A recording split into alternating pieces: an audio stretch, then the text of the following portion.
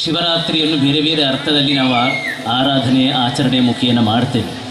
ಮುಖ್ಯವಾಗಿ ಸಮುದ್ರ ಮಥನದ ಕಾಲದಲ್ಲಿ ಈಶ್ವರ ದೇವ ಉದಯವಾಗಿರುವಂತಹ ಹಾಲಾಹಲ ಅಂದರೆ ವಿಷವನ್ನು ಕುಡಿದಂತಹ ದಿನ ಅದು ಶಿವರಾತ್ರಿ ಅಂತ. ಆ ಮುಖೇನ ನಂಜನ್ನು ಉಂಡು ನಂಜುಂಡೇಶ್ವರ ಎನ್ನುವ ಹೆಸರನ್ನು, ವಿಷಕಂಠ ಎಂಬ ಹೆಸರನ್ನು ಪಡೆದಿರುವ ದಿನ.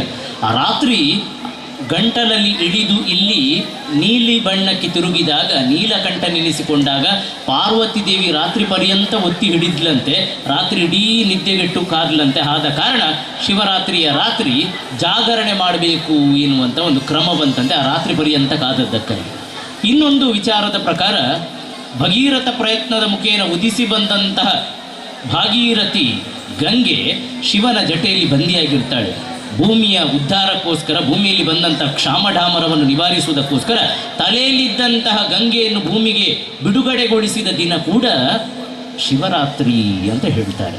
ಇನ್ನು ಬ್ರಹ್ಮ ಮತ್ತು ವಿಷ್ಣು ಈಶ್ವರನ ಆದಿ ಯಾವುದು ಅಂತ್ಯ ಯಾವುದು ಎಂಬ ಕಾರಣಕ್ಕೆ ಹುಡುಕಾಡಿಕೊಂಡು ಹೋದಾಗ ಈಶ್ವರನು ಆದ್ಯಂತರಹಿತ ಎನ್ನುವ ತೀರ್ಮಾನಕ್ಕೆ ಬಂದು ಲಿಂಗಸ್ವರೂಪಿಯಾಗಿ ಕಂಡಂತಹ ದಿನ ಕೂಡ ಶಿವರಾತ್ರಿಯಂತೆ.